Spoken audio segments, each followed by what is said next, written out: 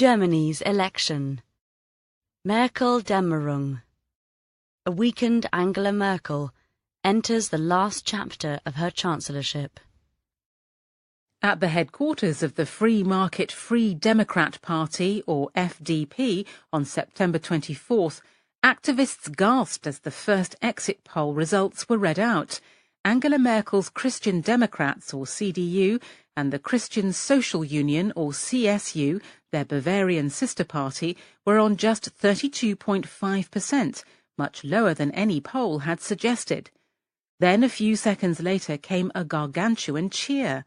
The FDP had almost doubled its vote share to 9%.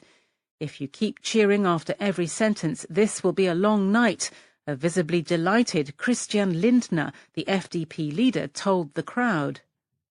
Such was the story of the night.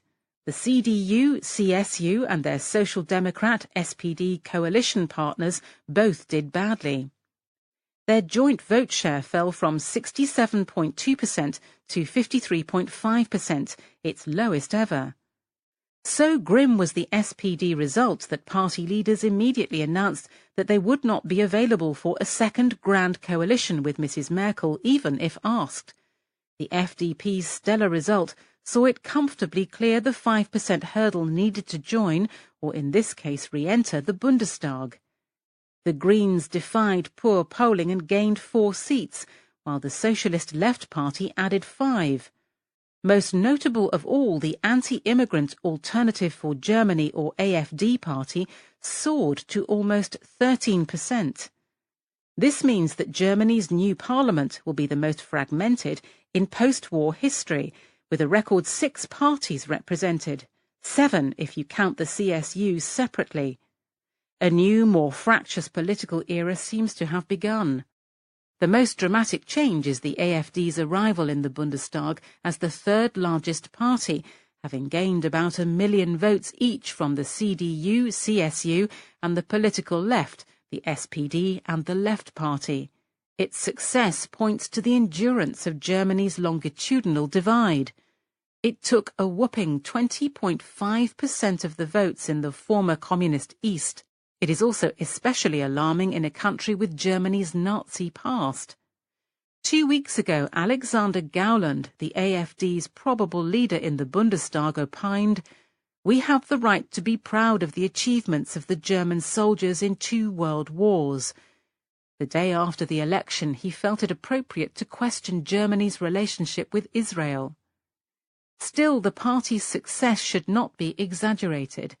It is a new amalgamation of old political forces in Germany, like the nationalist conservative wing of the CDU in the West and strong residual anti-Western sentiment in the East, melded together by the fact that the country has taken in 1.2 million immigrants in 2 years, an experience Mrs. Merkel stresses it will not repeat. Fully 61% of the AfD's voters said they were motivated by disappointment with the other parties, compared with 30% for the electorate overall. Meanwhile, the party's ability to use its electoral windfall effectively is questionable. It is fractious to the point of parody. The morning after the election, a newly elected Frauke Petry, the party's former leader, announced in front of stunned colleagues at a press conference that she would not be sitting in the AfD group in the Bundestag and walked out. He is said to be planning to found a splinter party. Mrs. Merkel's refugee policies were a factor behind the failure of the 2 big parties, but far from the only one.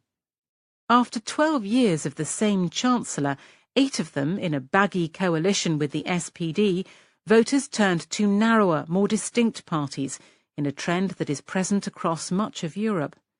The fragmentation of the Bundestag looks modest compared with the 13-party Dutch parliament, for example. Unlike in Germany, the Netherlands has no threshold for representation. As in the Netherlands, coalition talks could take a long time.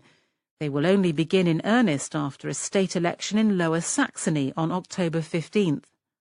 Unless the SPD changes its mind about another grand coalition, the only numerically possible option is a Jamaica coalition of the CDU, CSU, the FDP and the Greens, so-called as their colours are those of the Caribbean nation's flag. Such a government would have a wide ideological span and require some bending of red lines. The Greens, for instance, insist they will only enter a government that steers Germany towards a ban on cars with internal combustion engines, while the CSU say they will only join one that does not. But Mrs. Merkel will probably manage to pull such a government together, even if it takes her until January. It would probably focus heavily on digitisation, improving education and infrastructure, subjects on which the parties broadly agree, and would be expansionary, cutting taxes, an FDP priority, and one that will help boost the wider European economy, and investing in things like renewable energy, a green one.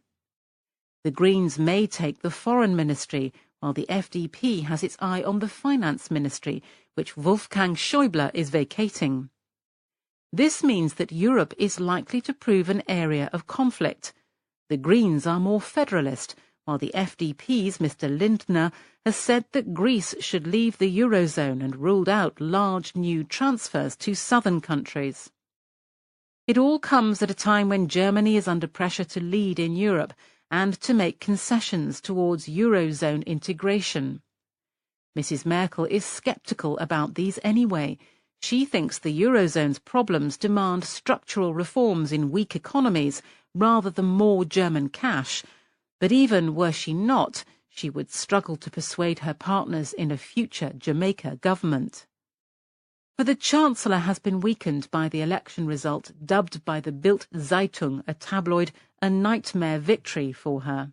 Her alliance has lost 65 MPs. A Jamaica coalition could prove scrappy. The FDP and the Greens spent much of the election campaign at each other's necks over big subjects like refugees and the environment. Meanwhile, the Chancellor will be wary of boosting the AfD, which for all its internal squabbles will be noisy and provocative in the Bundestag, and which started life as an anti-bailouts party focused on the euro. The next round of Greek debt talks next summer could be especially tricky. Daniela Schwarzer of the German Council on Foreign Relations stresses Germany's enormous need to explain to our international partners what the presence of the AfD in the Bundestag means. Mrs. Merkel's scope for international leadership is also constrained by tensions in her own political camp. The CSU, for example, blames the Chancellor for its deep losses in Bavaria, where the party's long-standing hegemony will be tested in a state election next year. On election night, Horst Seehofer, the CSU leader, said the CDU-CSU needed to attend to its right flank. It wouldn't be good just to carry on as before, he added ominously. In the CDU too, dissent is growing. On September 26th, 53 of Mrs. Merkel's 246 MPs voted against one of her closest allies staying on as head of the Bundestag group. Minds are also turning to the Chancellor's departure, which may have been brought forward by the mediocre result. Free Conservative Awakening, an energetic faction on the CDU's right, is calling on Mrs. Merkel to step down as party chairman, a post separate from the chancellorship. Among others, it suggests Jens Spahn, the deputy finance minister viewed by some as a possible successor for the job. The twilight of Mrs. Merkel is at hand.